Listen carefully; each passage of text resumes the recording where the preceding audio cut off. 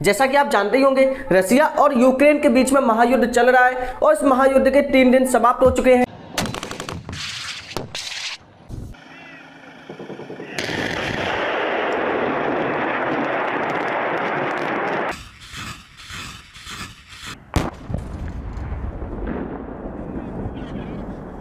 वैसे तो Bharat directly involve नहीं है इस महायुद्ध के बीच में, लेकिन फिर भी भारत पर भी इसका जबरदस्त असर होगा। धीरे धीरे भारत की जो अर्थव्यवस्था है वो गड्ढे में चली जाएगी। सबसे ज्यादा असर होगा लोगों की रोजमर्रा के जीवन में उपयोग होने वाली चीजों के दामों पर।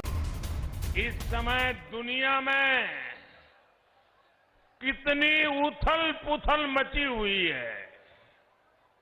तो आज हम बात करने वाले हैं ऐसे बेसिक रीजन के बारे में जिनकी वजह से भारत की अर्थव्यवस्था इस युद्ध की वजह से डगमगा सकती है। तो चलिए शुरू करते हैं विद डीके टॉक। क्योंकि रसिया कंट्री पूरी दुनिया में ऑयल को एक्सपोर्ट करने में सेकंड नंबर पर आता है, जिसमें भारत भी शामिल है। क्योंकि भारत भी सबसे ज्यादा ऑयल इंपोर्ट कहां से करता है? रसिया कंट्री से। अगर रसिया के अंदर यह युद्ध ज्यादा दिनों तक चलता रहा तो रसिया कंट्री की जो अर्थव्यवस्था है वो धीरे धीरे गिरने लगेगी, जिसकी वजह से रसिया कंट्री अपनी अर्थव्यवस्था को सुधारने के लिए क्रूड ऑयल के दामों में इंक्रीजमेंट करेगी, जिसकी हल्की सी झलक 22 फेब को मिल चुकी है जब से रसिया और यूक्रेन के बीच में वॉर शुरू हुआ है। उसी समय से रसिया कंट्री ने अपने क्रूड ऑयल के एक बैरल की कीमत $105 कर दी है, जबकि पहले इस क्रूड ऑयल बैरल की कीमत $100 थी। मतलब अचानक से एक बैरल पे $5 का इंक्रीजमेंट। और संभावनाएं तो यह भी जताई जा रही है, अगर युद्ध ऐसे ही चलता रहा तो एक बैरल की कीमत कम से कम $150 तक पहुंच जाएगी, जिसका सीधा असर भारत के मिडिल क्लास लोगों पर पड़ेगा। जैसे पेट्रोल हो गया, डीजल हो गया, एलपीजी हो गया, सीएनजी हो गया, नेचुरल गैस हो गया, इन सभी की कीमत तेजी के साथ बढ़ने लगेंगी। जो पेट्रोल आज आपको 95 रुपीज का पर लीटर मिलता है, वही आगे चल के 150 रुपीज पर लीटर हो जाएगा।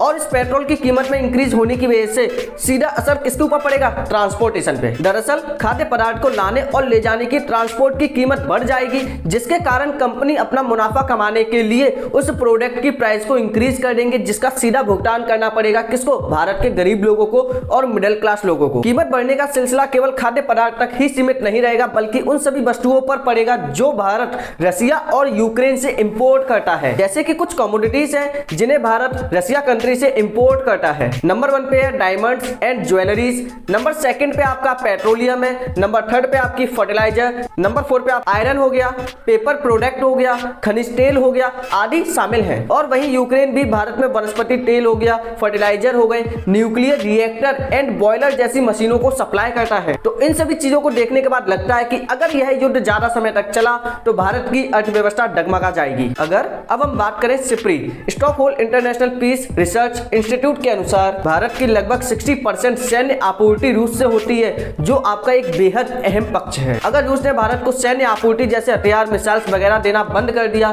तो भारत की सैन्य शक्ति भी खतरे में आ सकती है। अब हम बात करें शेयर मार्केट की, तो यूक्रेन और रूस के इस कॉन्फ्लिक्ट से सबसे ज्यादा गंदे तरीके से जो क्रैश हुआ है वो है शेयर मार्केट, जिसमें भारी गिरावट देखने को मिली। 24 फेब को तो इंडियन शेयर मार्केट में मानो सुनामी ही आ गई थी, जहां सेंसेक्स 57,461 से 54,468 तक गिर गया, लगभग 400 अंकों से, जो अब तक की सबसे बड़ी गिरावट है। और वहीं निफ्टी 17,156 से लेकर 16,215 तक गिर गया, लगभग 8 लाख करोड़ का नुकसान, वो भी 2 दिन में। अगर यह युद्ध ऐसे ही चलता रहा तो आप कल्पना भी नहीं कर सकते कि इस युद्ध का परिणाम क्या होगा, शेयर मार्केट का क्या हाल होगा। क्योंकि इस युद्ध की स्थिति में जितने भी शेयर मार्केट में लोग इन्वॉल्व हैं वो सभी पैनिक सेल कर रहे हैं अपने स्टॉक्स को, जिसकी वजह से जो आपके निफ्टी है, सेंसेक्स है, उनकी प्राइस धीरे धीरे गिर रही है। तो आज हमने जानने की कोशिश की कि रसिया और यूक्रेन के इस युद्ध से भारत पर क्या असर पड़ सकता है, उसकी अर्थव्यवस्था कैसे डगमगा सकती है। तो ये वीडियो कैसी लगी? ऐसी अमेजिंग वीडियोस को पाने के लिए आप इस चैनल को कर सकते हो सब्सक्राइब। तो आज की वीडियो करते हैं यहीं पे